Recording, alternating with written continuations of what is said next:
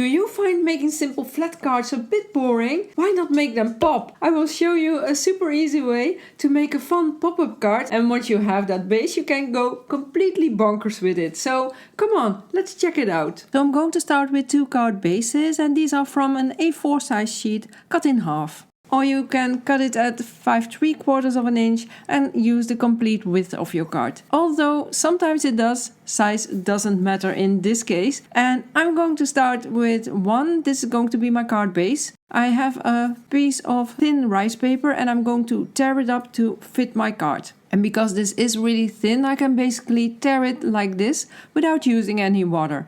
Now, if you want to learn some more about rice paper and ways to use it, I have a video for you to check out, and I will add a link in the description box below this video. And tearing rice paper this way will give you a really pretty feathery edge and a very soft look, which adds to the romantic look of this card that I'm going for. And I'm going to tear the complete outside of the edge of this paper so I get that soft feathery look all around. And once I have the rice paper fit my card, I'm going to use Collage medium Crazing to add it to my card. I've lined up the rice paper exactly in the right spot and I'm going to keep it in place as it fits perfectly on my card. So I'm going to add some of that Collage medium to half of my card, just a very thin layer, and then I'm adding the rice paper on top. And then I go over the rice paper again with a little bit of that Collage medium to make it stick to the paper. And then I turn my card around and I do the same on the other side. First add a layer of the Collage medium to the card and then add a little bit more on top of that rice paper. And I make sure to brush it all around to the outside so those feathery edges show really well. And this is what it looks like, and now I'm going to put it aside to dry. Another way that you can tear this rice paper is by using a ruler, and I'm just putting that on the edge of the rice paper and then just pull it upwards while holding that ruler really well in place. And that's another way that you can tear this rice paper. So for the other piece, this is going to be the front of my card. I already added my rice paper, but I have that copyright mark of stamperia at the right bottom corner, which I don't really like on my card. So I have a few of those torn off pieces. Layering rice paper is really cool because it is see-through and you get a really soft look, and by adding layers you can play with the colors a little bit as well. So I'm just adding it with the Collage medium again, adding a little bit of that medium and then add the rice paper on top. And this is a great way to use up some of those smaller pieces as well. So this is my second panel and I'm going to put that aside to dry as well.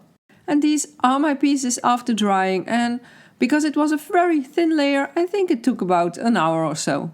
Then I'm going to add my front panel in my scoreboard and I'm going to score it at 1/2 inch first, and then I'm going to score it at 1.5 inch. Then I turn my card around, and this is easiest because then you can score it twice the same. So I'm going to score it at 1/2 inch and at 1.5 inch again. So here are those score lines on both sides with a nice big panel in the middle. And no matter which way the fold is going to be, so a mountain or a valley fold, I always fold upwards on the side I made the score line.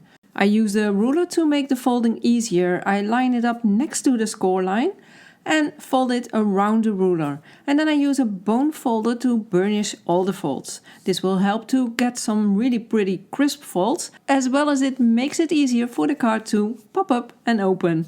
I use a Teflon bone folder, and this one I have for years and it stays perfectly in shape. It doesn't wear or chip at all like the plastic ones. So I really love this one. I also fold and burnish in 2 directions to stretch that paper a bit. And then I have a nice base ready for the next step. So next I'm going to make a window. I fold the flaps to the back so I can line up my die in the middle piece. I add the die in the center and then I use some green tape to keep the die in place, and then I'm going to run it through the die cutting machine. I also cut a frame with 2 circle dies out of white cardstock.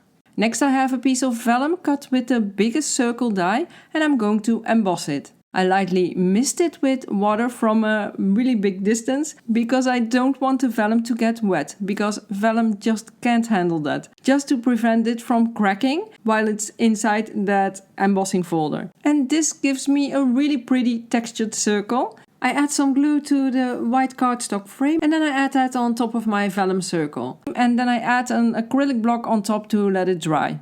So I put that aside, and next I will work on another element that I need for the pop-up or interactive part. I've got a few pieces of lace and I'm going to glue them together to make them a bit more sturdy and dimensional. Now make sure to hold the die cut in place.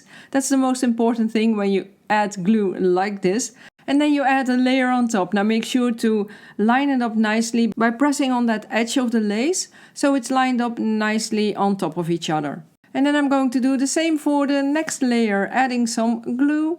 And then I add that piece on top as well. And this will give you a pretty sturdy and dimensional base. Then I'm going to add a complete piece to a piece of vellum. And then I'm going to fussy cut along the outside of the lace, just following the lines and those pointy tips. And this will give a soft look to the complete piece, as well as it makes it a bit less see-through. I cut a piece of foam about half the height of the lace and I added some glue to one side, and then I'm going to line that up with my piece of lace, lining it up at the straight side. Next I have a die cut set with a lot of elements, some flowers, some greenery, butterfly, and I've cut a bunch of them out of white cardstock and some more out of the circle that came out of the window of the card. Next I add a piece of purple tape to my desk with a sticky side up. I'm just taping that down. Then I add a bunch of pieces on top. I pick some ink and a brush and then I'm going to color these pieces. And this is a very quick and easy way to color some smaller pieces without fussing too much over it. And now I'm going to add a bit of color with a gelato stick.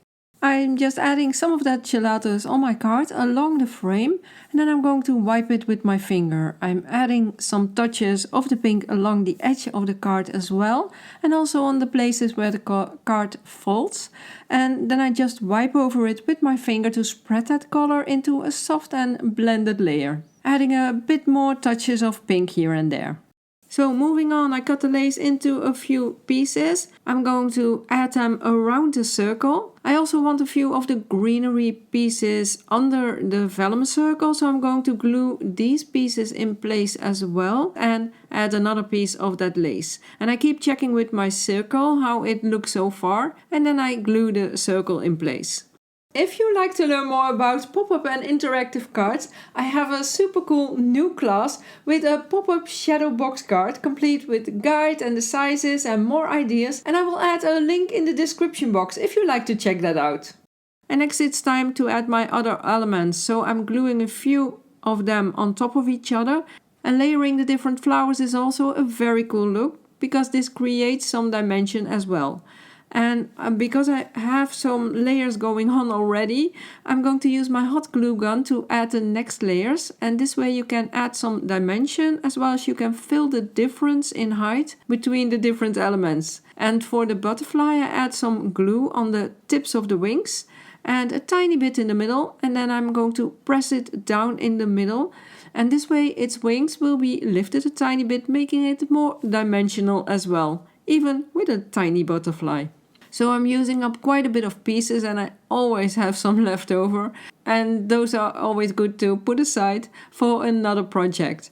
And this is the card front with a really pretty dimensional composition and lots of interest as well. To make that vellum fit better with the rest of the card, I'm going to add some of that gelatos color, and I just pick some up with my finger and then rub it on the back to add a bit of a pink shade.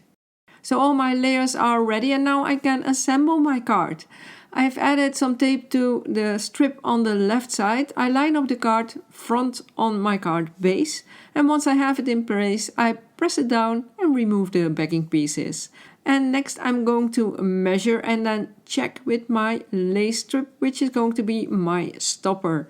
And I find it a bit too wide for that side. So I add a tiny bit of brown, also with one of those gelatos, applying it with my finger again. and this certainly fits better with the color scheme going on the card. So then I'm going to hold my card in place how I want it to pop up, and then add my piece of lace in place, and I check again. Then I open up the card and remove the backing and press it down. And there you go, a nice pop-up card with lots of dimension, and it can stand up straight, and it's very simple to make and so much fun to do as well. Now that was easy, wasn't it? If you like making different cards like this, then check out this video with another super cool card and me with all crazy hair. So don't let me keep you, and make sure to keep on crafting.